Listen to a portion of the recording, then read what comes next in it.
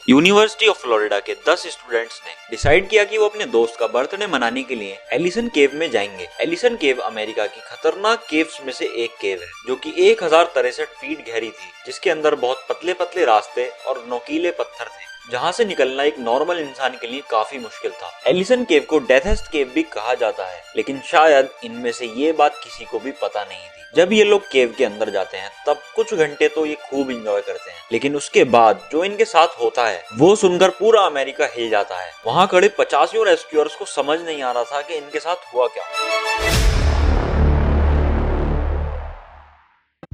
ये वक्त था फरवरी 2011। सर्दियों का मौसम था। यूनिवर्सिटी ऑफ फ्लोरिडा के 10 स्टूडेंट्स ने अमेरिका के जॉर्जिया में स्थित द एलिसन केव में जाने का प्लान बनाया। इन 10 में से 5 लड़के थे और 5 लड़कियां थी, और इन्हें लीड करने वाला था 20 साल का ग्रांट लोकनबर्ग। और इसी का बर्थडे मनाने के लिए ये सब उस केव के अंदर जाने वाले थे। लेकिन ग्रांट को क्या पता था कि उसके साथ आगे क्या क्या होने वाला है। इसके साथ इसका 18 साल का बेस्ट फ्रेंड माइकल पेरी भी था। 10 लोगों में से कुछ लोगों ने पहले भी कई केव्स एक्सप्लोर कर रखी थी। माइकल और ग्रांट को एडवेंचर करना बहुत पसंद था, लेकिन केव के अंदर जाना और उसको एक्सप्लोर करना इनका one of the favourite task था। इन लोगों ने ग्रांट का बर्थडे एक हफ्ते पहले ही किसी केव के अंदर जाके सेलिब्रेट करने का प्लान बनाया था, जिसके लिए इन्होंने चुनी जॉर्जिया की सबसे खतरनाक केव, द एलिसन केव। ये केव अमेरिका का 12वां सबसे खतरनाक और डीपेस्ट केव है, जो लगभग 1063 फीट गहरा है। और इससे भी खतरनाक बात ये थी कि इसके अंदर एक बहुत गहरा फैंटेसी पिट नाम का गड्ढा था, जो खुद ही 586 फीट गहरा था, जो स्टैचू ऑफ लिबर्टी से भी बहुत बड़ा था। लेकिन शायद ये बात इनमें से किसी को भी पता नहीं थी। 11 फरवरी 2011 ये लोग यूनिवर्सिटी ऑफ फ्लोरिडा से 436 मील की दूरी तय कर पहुंचे जॉर्जिया, जहां ये एलिसन केव के पास एक होटल में रुकते हैं।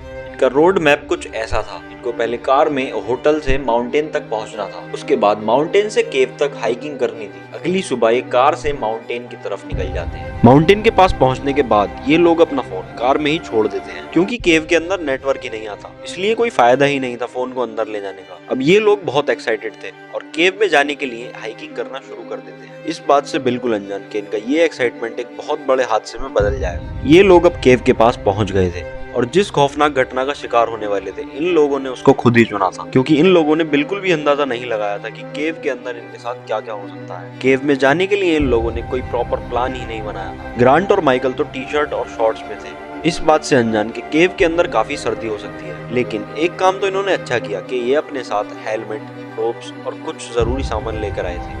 एलिसन केव का एंट्रेंस इतना पतला था कि इसमें एक बार में एक ही बंदा जा सकता था। केव के अंदर काफी अंधेरा था और बहुत पतले पतले रास्ते थे, लेकिन इनके हेलमेट में लगा टॉर्च अंधेरे में भी रास्ता दिखा रहा था। थोड़ी देर तक तो इन लोगों ने केव को एक्सप्लोर किया और एक दूसरे के साथ हंसी मजाक करते रहे, लेकिन फिर कहानी में ट्विस्ट आना शुरू हो गया। सबसे पहले तो केव के अंदर बहुत ठंड थी और केव के अंदर बहुत सारे वाटरफॉल भी थे, और कुछ कुछ जगहों पर केव में पानी भी भरा हुआ था। और माइकल ग्रांट दोनों ने तो शॉर्ट्स और टी शर्ट ही पहने हुए थे, जिस वजह से उनको बहुत ठंड लग रही थी और इनको अंदर बहुत डर भी लग रहा था।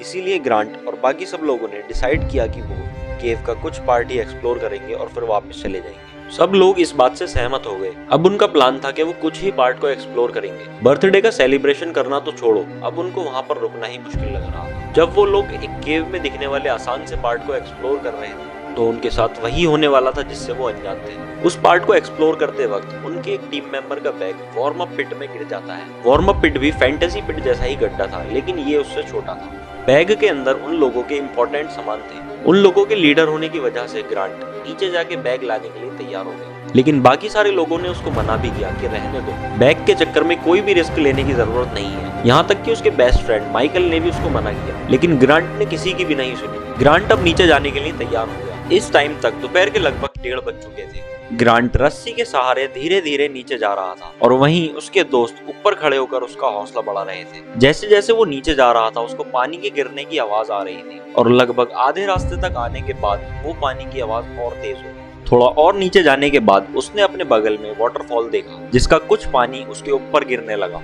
सबसे बुरी बात तो ये थी कि उस केव के अंदर बहुत ज्यादा ठंड थी, और ग्रांट ने शॉर्ट्स और टी शर्ट पहने हुए, और ऊपर से वाटरफॉल का ठंडा ठंडा पानी ग्रांट के ऊपर गिरने लगा, जिस वजह से ग्रांट ठंड के मारे कांप रहा था।